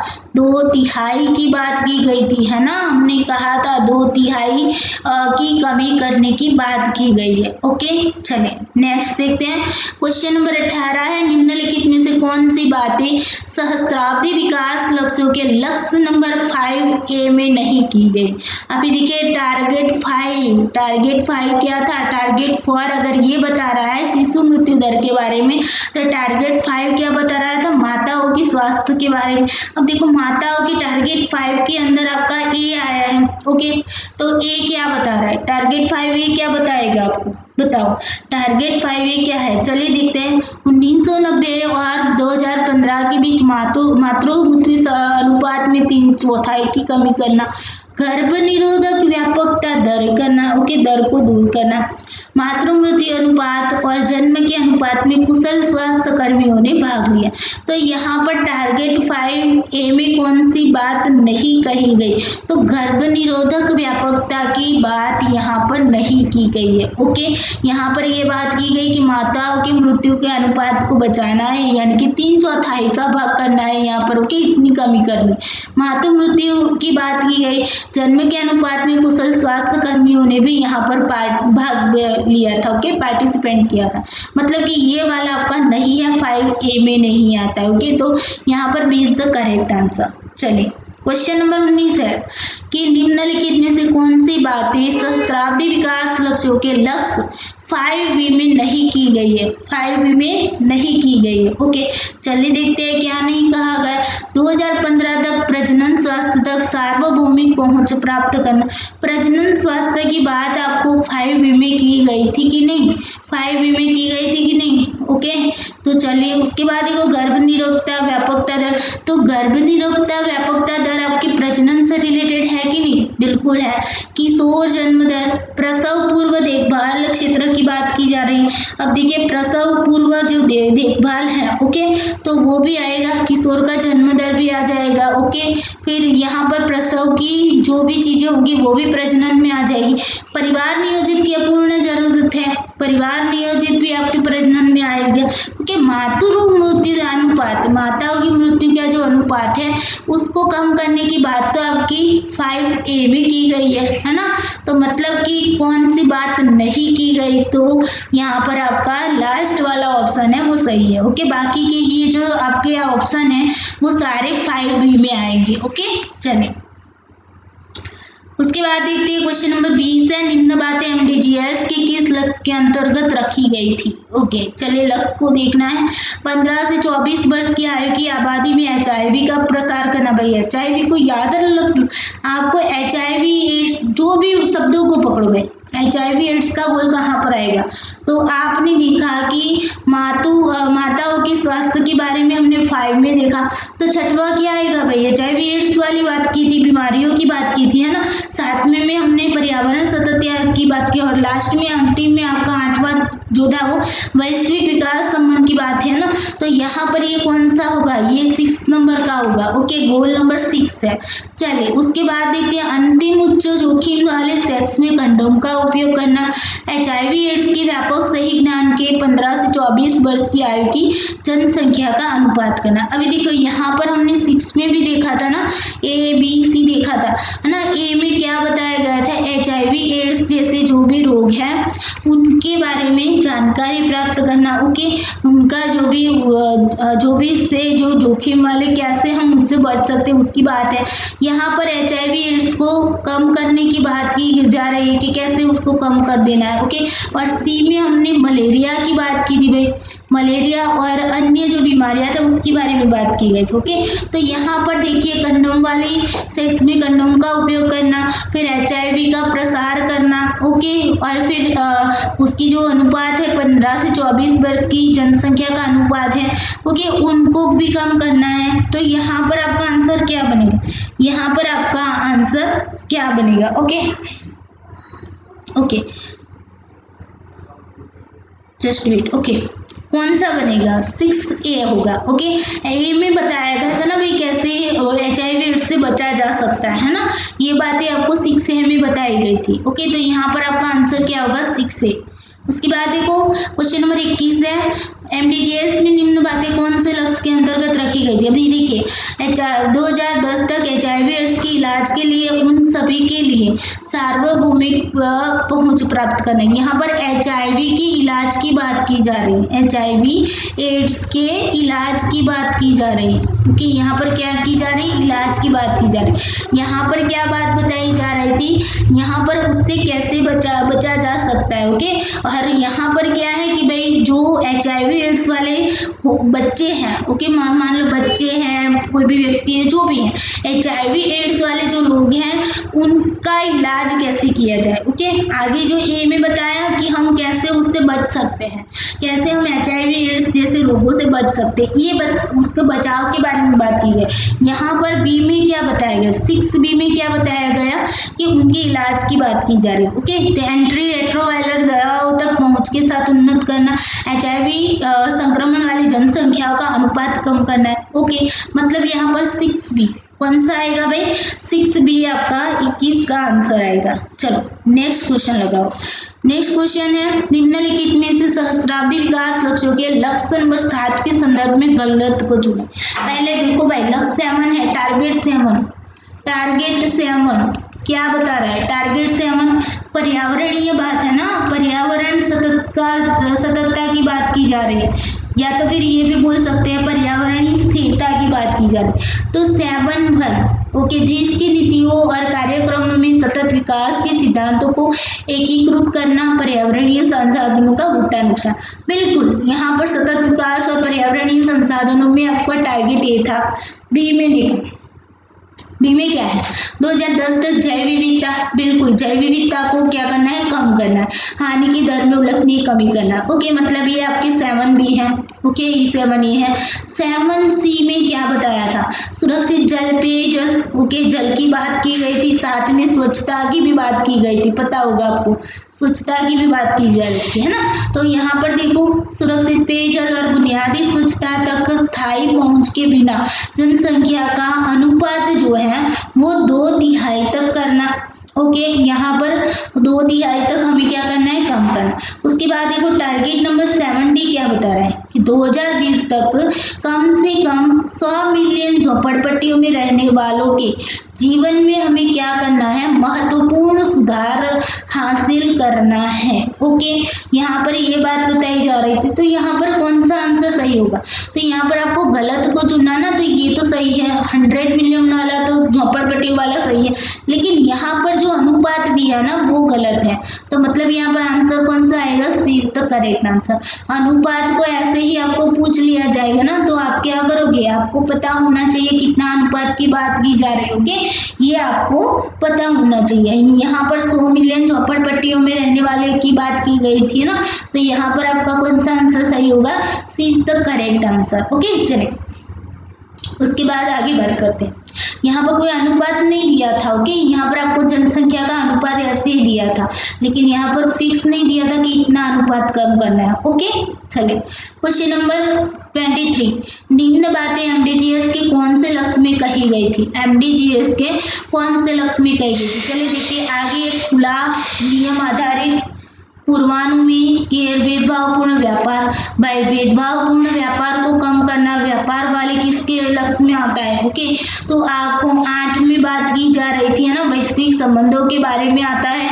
तब जब देश जो है एक देश दूसरे देश से संबंधित होंगे, तभी वहां पर आप एक दूसरे से व्यापार करेंगे, तभी तो संबंध बनेंगे ना। तो यहाँ पर ये तो तय होगा कि ये गोल नंबर आपका 8 है, ये क्या है? गोल नंबर 8 है। ओके, ये तो कंप्लीट हो गया, 8 है। अब देखो, और वित्तीय प्रणाली विकसित करना, राष्ट्रीय और अंतर्राष्ट्रीय स्तर पर सुशासन, फिर विकास और गरीबी में कमी के लिए प्रतिबद्धता शामिल करना। मतलब यहाँ पर क्या व्यापार विनिमय की बात की जा रही और भेदभाव के बिना, भेदभाव रहित तो व्यापार की बात हमने कौन से टारगेट में की थी? तो टारगेट ए में बात की थी, अगर आपको पता हो तो, है ना। अगर नहीं पता तो वीडियो को बैक करके देख लेना। टारगेट 8 ये आएगा आपका आंसर। ओके, उसके बाद चलो क्वेश्चन नंबर 24 है कम से कम विकसित देश हो, एलडीसी जिसके बारे में बात हो रही है, कम से कम विकसित देश जो अभी विकसित नहीं हुए, विकसित के बारे में मैंने बताया था ना, जो संपूर्ण रूप से विकसित हो चुके हैं, जिन्होंने अपना विकास कर लिया है, ओके, ऐसे देशों को विकसित बोलते हैं। जिन लोगों का विकास अभी हो रहा है उनको विकासशील देश बोलते हैं, और जो भी बिल्कुल भी उनका विकास अभी बहुत ही थोड़ा सा हुआ है उनको अल्प विकासशील देश बोलते हैं ना। तो यहाँ पर कम से कम विकसित देशों की मतलब जो विकासशील देश है उनकी बात की जा रही है, ओके। एलडीसी की इससे हो सकता है, एलडीसी क्या है पता है, इसके अंदर लिस्ट दिया हुआ है कि कौन कौन से देश हैं जो विकासशील देशों में आते हैं, ओके, ये उसकी लिस्ट वहां पर होती है, ओके। देखिए एलडीसी की विशेष आवश्यकताओं को संबोधित करने की बात सहस्राब्दी विकास लक्ष्यों की किस लक्ष्य में रखी गई, एलडीसी की बात कौन से लक्ष्य में रखी गई थी बताइए।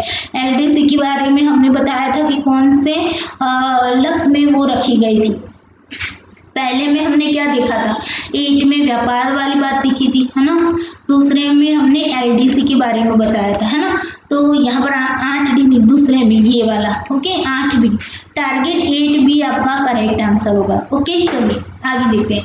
क्वेश्चन नंबर 25 है निम्न बातें एमडीजीएस के कौन से लक्ष्य में रखी गई, भूमि से घिरे विकासशील देशों और छोटे विकासशील देशों राज्यों की विशेष जरूरतों को पूरा करना, छोटे द्वीप विकासशील राज्यों के सतत विकास के लिए कार्य योजना और महासभा के 22वें सत्र के परिणाम के माध्यम से। यहाँ पर बात किसकी हो रही, विकासशील देशों की हो रही है ना, विकासशील देशों की बात हो रही है, जिनको क्या करना है, उनकी जरूरतों को पूरा करने की बात की जा रही है। तो कौन सा आएगा, ए में क्या बात बताई, ए में व्यापार की बात बताई गई, बी में क्या बताया गया था, बी में एलडीसी के बारे में बताया गया, सी में क्या बताया गया, सी में विकासशील देशों की बात की गई है, ओके। सी में क्या है भाई, विकासशील देशों को हेल्प करने की बात की जा रही है, ओके, विकासशील। तो यहाँ पर क्या आएगा, टारगेट 8C आपका करेक्ट आंसर है। क्वेश्चन नंबर 26 लगाओ, दीर्घकालिक में ऋण को टिकाऊ बनाने के लिए राष्ट्रीय और अंतर्राष्ट्रीय उपायों से के माध्यम से विकासशील देशों की ऋण समस्या के साथ व्यापक रूप से सौदा करने की बात एमडीजीएस के कौन से लक्ष्य में रखी गई थी। देखो ऋण की बात आ रही है ना, कर्ज की बात आ रही, जो देश दूसरे देश से कर्ज लेते हैं उसकी बात आ रही है। तो ऋण की बात कौन से टारगेट में हमने की थी, ऋण की बात कौन से टारगेट में की थी। तो देखिए 8A में क्या किया था, व्यापार को बताया था, 8B में क्या बताया था, एलडीसी को बताया था, 8C में हमने क्या बताया था, तो विकासशील देशों की बात की गई थी, है ना, विकासशील देशों को हेल्प करने की बात की जा रही थी। और 8D की बात करें तो ऋण की बात की गई थी, ओके। तो यहाँ पर आपका करेक्ट आंसर कौन सा होगा, 8D, ओके। चलो नेक्स्ट क्वेश्चन लगाओ। क्वेश्चन नंबर 27, दवा कंपनियों के सहयोग से विकासशील देशों में सस्ती आवश्यक दवाओं तक पहुंच प्रदान करने की और स्थायी आधार पर सस्ती आवश्यक दवाओं तक पहुंच के साथ जनसंख्या के अनुपात की बात एमडीजीएस के कौन से लक्ष्य में रखी गई थी। देखिए एक में क्या बताया था, एक में व्यापार बताया था, ओके, बी में क्या बताया था, एलडीसी बताया था, सी में क्या बताया था, तो सी में हमने बताया था विकासशील देशों की बात की थी, ओके, विकासशील देशों की बात की थी। डी में क्या बताया था, डी में हमने ऋण के बारे में बताया, और ई में क्या बताया, ई में दवाई के बारे में बताया, है ना, कि जो दवाइयाँ हैं उनको जरूरत है, उन दवाइयों को क्या करना है, पूरा करना है। तो ये हो गया आपका 8E, ओके। चलिए क्वेश्चन नंबर 28 है सहस्राब्दी विकास लक्ष्यों के लक्ष्य नंबर 8 में निम्नलिखित में से कौन सी बात गलत है, ओके। चलिए गलत को ढूंढना है, और इसी लक्ष्य से क्वेश्चन भी आपका यूजीसी नेट में आया हुआ है, ओके। चलिए पहले देखते हैं, निजी क्षेत्र के सहयोग से नई तकनीकों विशेष रूप से सूचना संचार के लाभों को उपलब्ध कराना, नई टेक्निक का यूज करना, ओके, इसमें इंफॉर्मेशन एंड कम्युनिकेशन आ जाएगा। 8F है ना, वो आपका 8F क्या है, टेक्नोलॉजी का है, ओके, टेक्नोलॉजी का है, तो ये आपको याद रखना है, टेक्नोलॉजी का है। तो इसमें ये बात निजी क्षेत्र के नई तकनीकों और सूचना यानी कि इंफॉर्मेशन एंड कम्युनिकेशन की बात की गई थी, ओके, ये तो सही बात है। दूसरी बात है प्रति 100 जनसंख्या पर टेलीफोन लाइनें और सेलुलर ग्राहक, वो भी सही है। फिर देखिए तीसरे में यहाँ पर 100 है, ओके, नहीं 100 प्रति 100 जनसंख्या पर उपयोग में आने वाले पर्सनल कंप्यूटर की भी बात की गई थी। यहाँ पर देखिए प्रति 50 जनसंख्या पर इंटरनेट उपयोग करता। यहाँ पर ये जो सारी बातें थी ना वो आपकी क्या थी 8F में की गई थी, लेकिन यहाँ पर जो 3 बातें थी वो 3 बातों में प्रति 100 जनसंख्या की बात की गई थी। ओके, प्रति 100 जनसंख्या की, तो यहाँ पर 50 की बात आ रही है तो ये गलत है। यहाँ पर 100 दिया होता तो ये सही हो जाता, लेकिन यहाँ पर क्या है 50 है, तो मतलब ये गलत है। ओके, तो ये हो गया आपका यहाँ पर फोर्थ आंसर जो है वो सही है। ओके, चलिए क्वेश्चन नंबर 29 लगाओ भाई। संयुक्त राष्ट्र संघ के सम्मेलन में सहस्त्राब्दी विकास लक्ष्यों को रखा गया था। यहाँ पर आंसर क्या आएगा, शिखर सम्मेलन। हमने बात की थी ना सहस्त्राब्दी शिखर सम्मेलन में 2000 में। ओके, 2000 में ये 8 गोल्स रखे गए थे। ओके, और उस टाइम कितने 189 देशों ने क्या किया था, वहां पर हस्ताक्षर किया था, और 22 इंटरनेशनल संस्थाएं थी, उन्होंने भी यहाँ पर हस्ताक्षर किए थे। ओके, चलिए क्वेश्चन नंबर 30 है, सहस्त्राब्दी विकास लक्ष्यों में कितने लक्ष्यों को रखा गया था, बिल्कुल 8 लक्ष्यों को। ओके, तो ये भी आपको याद रखना है। उसके बाद देखो लास्ट क्वेश्चन है आज का, क्वेश्चन नंबर 31 है, सहस्त्राब्दी विकास लक्ष्यों की समयावधि कितनी रखी गई थी। तो समयावधि कितनी थी भाई, 2000 से लेकर 2015 की थी, है ना। 2000 में वो लक्ष्य रखे गए थे और 15 में उसको कंप्लीट करना था उन 8 लक्ष्यों को। ओके, तो यहाँ पर आपका आंसर क्या आएगा, सी इज द करेक्ट आंसर, मतलब कि यहाँ पर आपका 2000 से लेकर 2015 आपका करेक्ट आंसर। चलो अभी ओके, चलिए तो ये थे आपके सहस्त्राब्दी विकास लक्ष्य के सारे क्वेश्चन। आई होप आपको अच्छे से समझ में आ गया होगा, वीडियो भी अच्छा लगा होगा। वीडियो अगर अच्छा लगा तो लाइक करिएगा, अपने दोस्तों को शेयर करना ना भूलिएगा, और सब्सक्राइब भी कर लीजिए दोस्तों। ओके, सब्सक्राइब करके रखना चैनल को, ताकि इस चैनल पर जो भी ऐसे वीडियोज डाले जाएंगे उसकी नोटिफिकेशन आपको मिलती रहेगी। तो चलिए दोस्तों, आज के लिए इतना ही। Thank you so much, bye, take care.